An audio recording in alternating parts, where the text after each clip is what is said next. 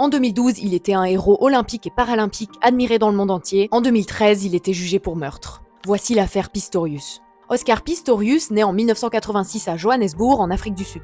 Dès sa naissance, les médecins découvrent une grave malformation, il n'a pas les os principaux dans le bas de ses jambes. Il n'a même pas 1 an lorsqu'il est amputé des 2 jambes sous les genoux. Malgré ça, sa famille l'élève comme n'importe quel autre enfant. Il fait du sport, court, joue au rugby et refuse d'être traité différemment. À l'adolescence, il commence l'athlétisme. Il court avec des prothèses spéciales en carbone, des lames courbées qui fonctionnent comme des ressorts. Très vite, il devient incroyablement rapide. Il remporte plusieurs médailles d'or aux Jeux paralympiques et devient l'un des athlètes handicapés les plus célèbres du monde. Les médias le surnomment Blade Runner. Lors des Jeux olympiques de Londres en 2012, il entre dans l'histoire en devenant le premier athlète amputé des 2 jambes à courir aux Jeux olympiques avec des athlètes valides. Pour beaucoup de gens, il est un symbole de courage et de dépassement de soi. Mais l'année suivante, tout bascule. Dans la nuit du 14 février 2013, dans sa maison à Pretoria, il tire 4 coups de feu à travers la porte fermée de ses toilettes. Derrière la porte se trouve sa compagne, le mannequin Riva Steenkamp. Elle meurt sur le coup. Pistorius affirme qu'il pensait qu'un cambrioleur s'était introduit dans sa maison. La police ouvre alors une enquête et l'affaire devient un scandale international. Dans la version de Pistorius, il s'est réveillé, a entendu un bruit dans la salle de bain, a tiré à travers la porte par peur, puis a défoncé la porte avec une batte de cricket pour découvrir que Riva se trouvait à l'intérieur. Dans un pays où les cambriolages sont fréquents, c'est pas jugé impossible.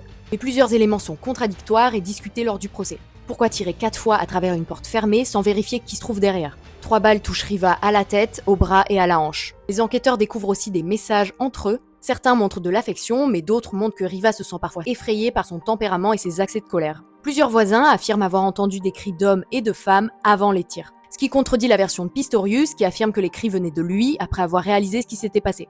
Autre point crucial, Pistorius n'avait pas ses prothèses au moment des tirs. Il affirme s'être déplacé dans le noir jusqu'à la salle de bain, ce qui soulève des questions sur ce qu'il pouvait réellement voir ou entendre. La porte est retrouvée défoncée à la batte de cricket. D'après Pistorius, il l'a défoncée pour secourir Riva. Le procès devient l'un des plus médiatisés de l'histoire judiciaire sud-africaine. À plusieurs reprises, Pistorius s'effondre en pleurs, vomit ou doit quitter la salle pendant la description des blessures de Riva. Le tribunal lui demande même de marcher dans la salle d'audience sans ses prothèses afin de comprendre comment il se déplaçait la nuit du drame.